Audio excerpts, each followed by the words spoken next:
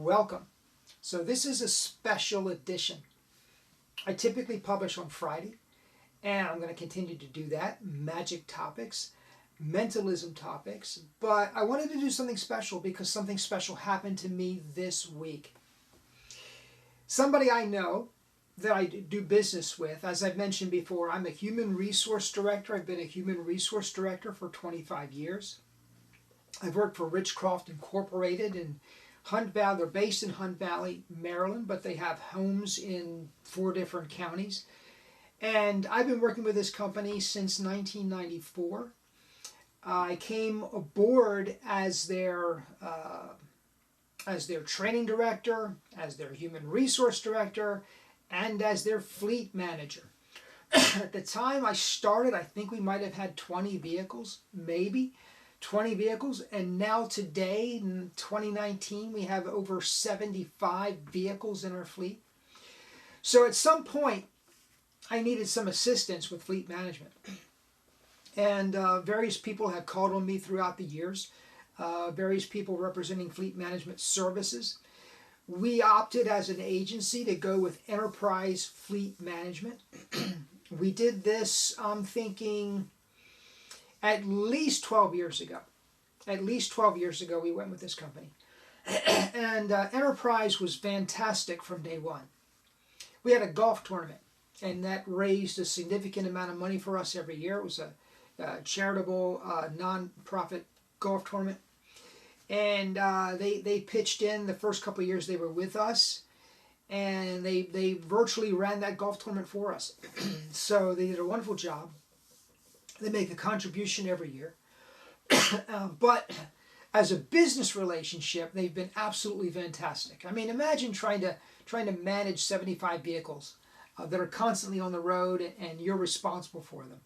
So it's really nice to have Enterprise as a teammate, as a business relationship, as a business partnership. But there is a representative at Enterprise Fleet Management by the name of Michelle Moore, and she's been with us for a while, and I appreciate the work that she does. But she called me up, and she said, I want to stop over. And I'm thinking, she wants to talk about business. Of course, she probably does. And so we made an appointment. She comes over, and she's carrying a gift bag. And I'm thinking, over the period of years, I've had the privilege of having a number of people want to share things with me and do things for me, and that's very, very nice. It's not expected by any means. It's very, very nice when it happens. We've had a long relationship with Enterprise. I plan to have a much longer relationship with Enterprise. But she comes in, she's carrying this gift bag, and I'm thinking, well, maybe she's going somewhere else, you know. But she says she has these things for me. So thank you very much. You know, sometimes at the end of a year, and this is not the end of a year, or end of a fiscal year maybe, we're in June, but typically around December, people are giving things to each other in honor of the end of the year or the holidays. And it's not uncommon for me to get a box of cookies or a box of brownies or something like that. It's very nice. It's appreciated. I love it. So I'm opening this package, and the first thing that comes out is this. 4D Man. 4D Man.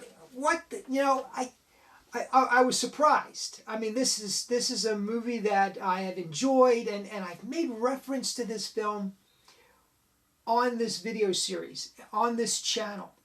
I did a trick, I guess it was around the holidays I did it. It was a mirror penetration where I pushed a ball through a solid mirror. And I mentioned this film in that video, 4D Man. So I'm unwrapping this gift, this thing comes out, I'm thinking, what? You know, and I'm surprised, I'm shocked, I'm thinking, where did you ever find this? You know, how did you get the idea to get it? And she says, oh, there's something else in the bag. You know, so I continue to look through the bag, and I bring this out.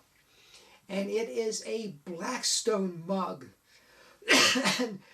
and now this is no coincidence, right? I mean, she gets the 4D Man, she gets the Blackstone mug. I'm thinking, this person You tend to compartmentalize. You think, okay, I'm at work, so these are my work associates. These are the people that I do business with.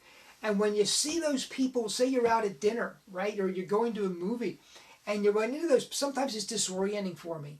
I mean, I know the person, and I know the relationship, but so I tend to be compartmentalized. There's the business, there's the home, and I tend to think that those are separate universes, but they're not.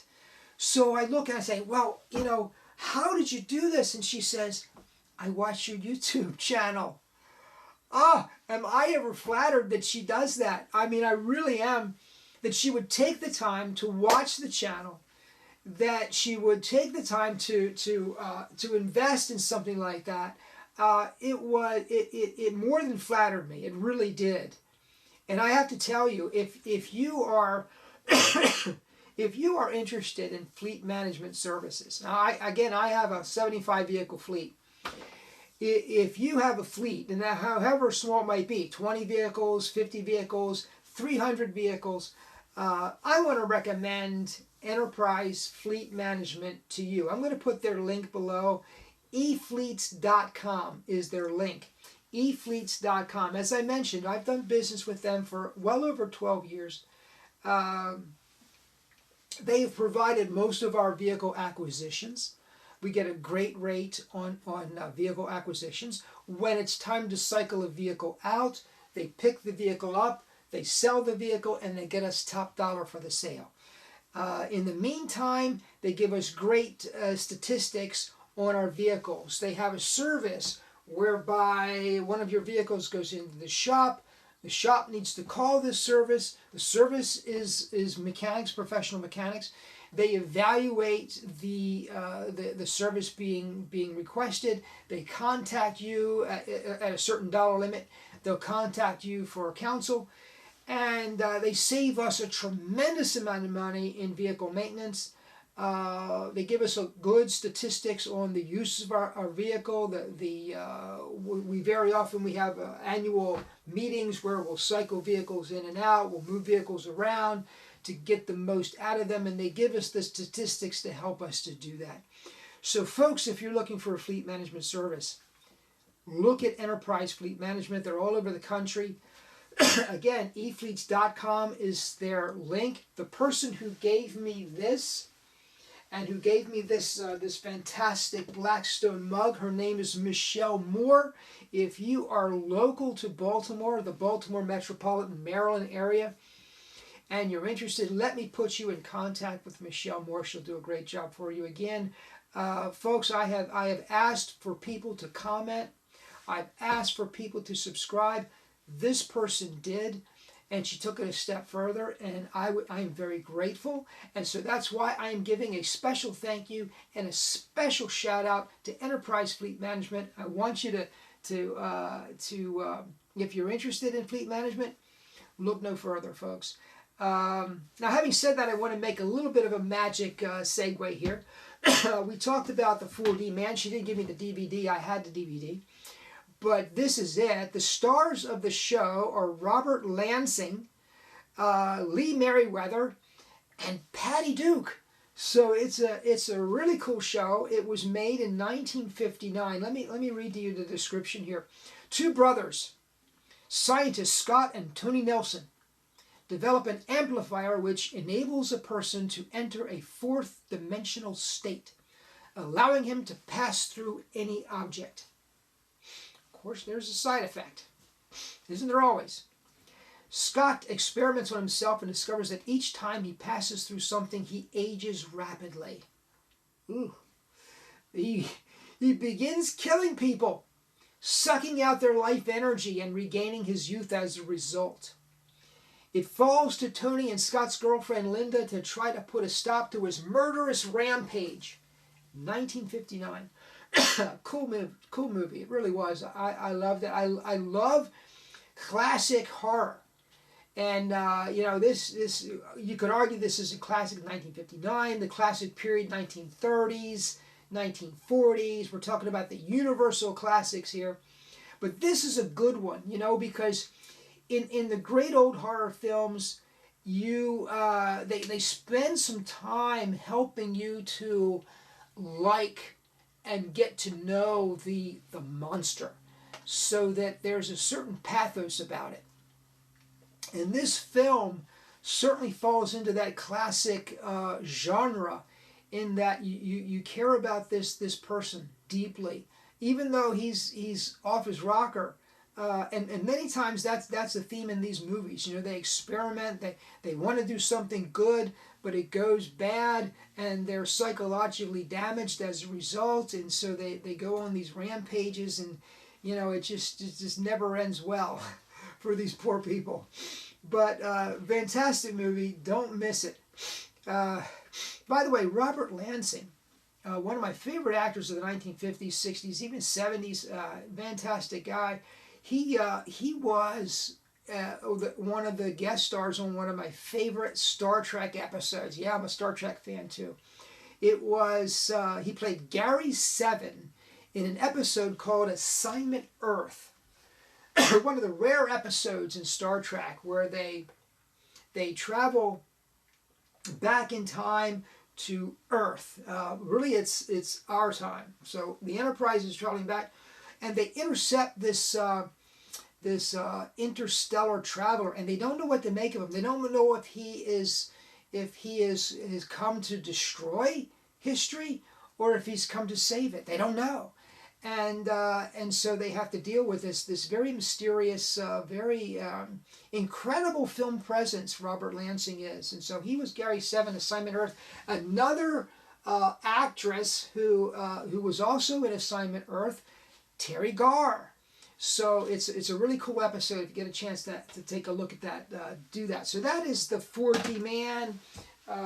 Again, Michelle Moore gave me the poster. Thank you so much, Michelle. You are awesome. She also gave me this Blackstone mug. How cool is that? You know, I mean, I've made mention about Blackstone many times in this video series.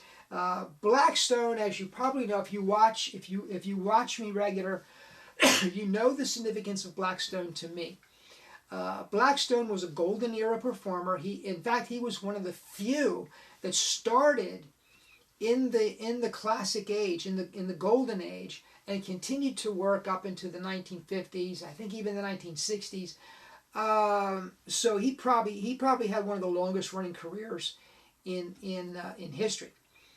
But my grandfather was a Blackstone senior fan, and so he would take his children, my father and my aunt, he would take his children to see the Great Blackstone when he would come to town.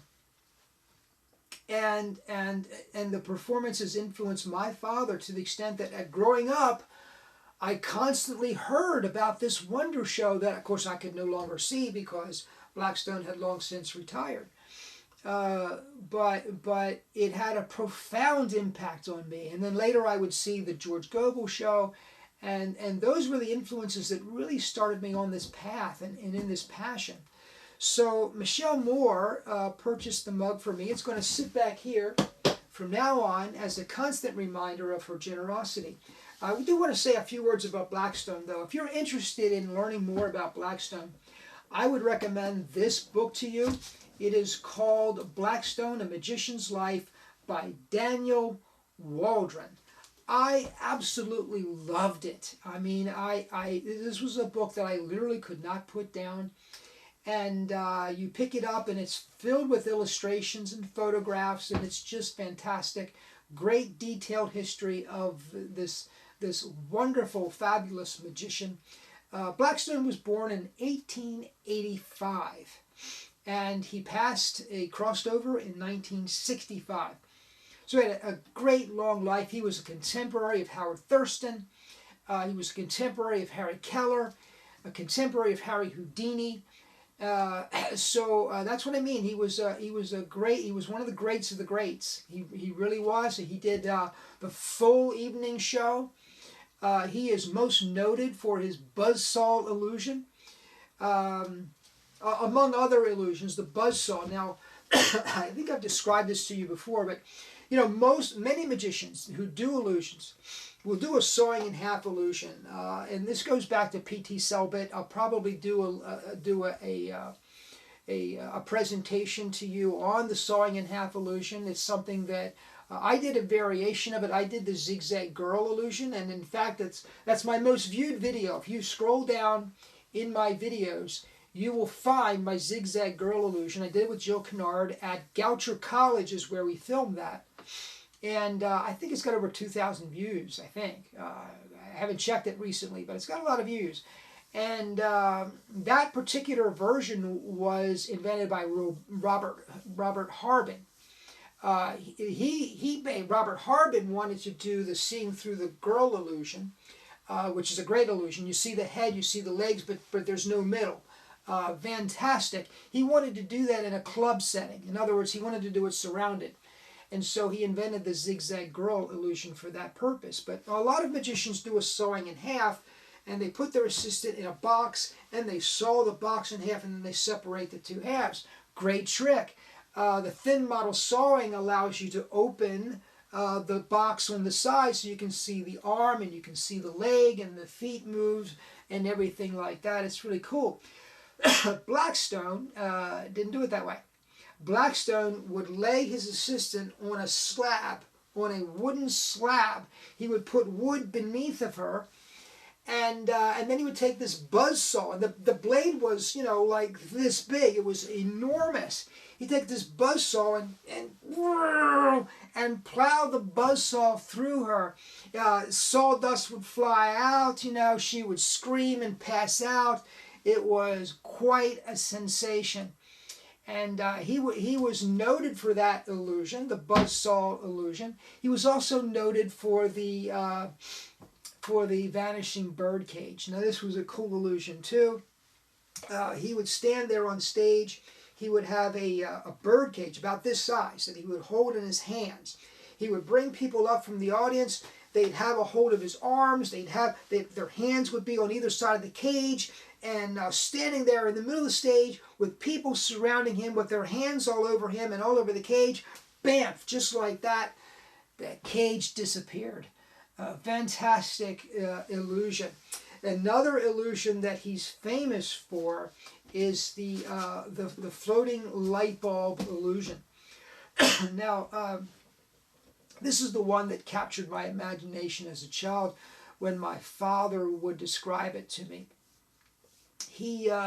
Blackstone would, this lamp for example, now his was a regular house light, I believe, but he would take a lamp like this and he would turn it on and off, and then he would turn it on and unscrew the light bulb, and the light bulb would stay lit, and then he would levitate that light bulb, not just on the stage, but he would levitate it out over the heads of the audience.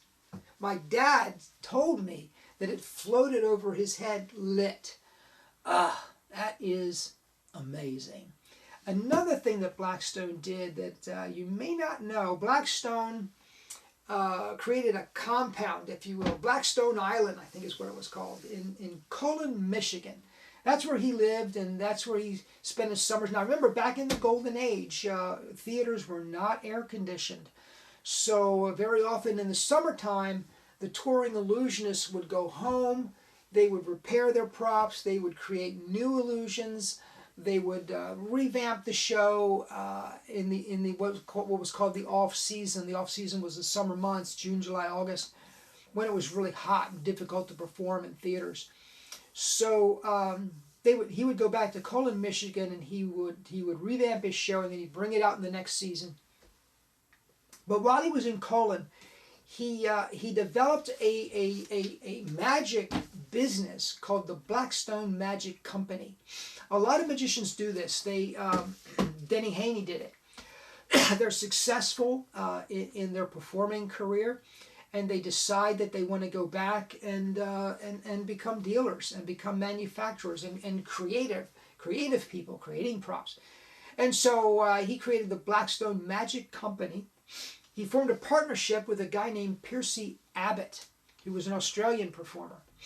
And later, the Blackstone Magic Company became the Abbott's Magic Company in Cullen, Michigan. It is still there to this day. and they sponsor a fantastic event in the summer called the Abbott's Magic Get Together. So if you are in Cullen, Michigan in the summertime, check it out. If you're in Cullen, Michigan anytime, check it out. Abbott's Manufacturing Magic Company. Still a great place to pick up your magic apparatus and magic props. So do that. Anyway, folks, my purpose in presenting here today was to thank you, Michelle Moore. You have flattered me. You have touched me. You really have. The fact that you watch is fantastic to me. The fact that you went through the trouble to purchase this and to purchase this and to bring it to me over at the company really how to win friends and influence people, right, folks? I mean, thank you so much, Michelle, and thank you, Enterprise Fleet Management. And folks, if you're interested, no matter where you are in the country, efleets.com. I'm going to put the link below. Check them out. Thank you so much for joining me. And by the way, subscribe. Please subscribe, comment. I want to hear from you. Thank you so much for joining me. Have a great day, everyone.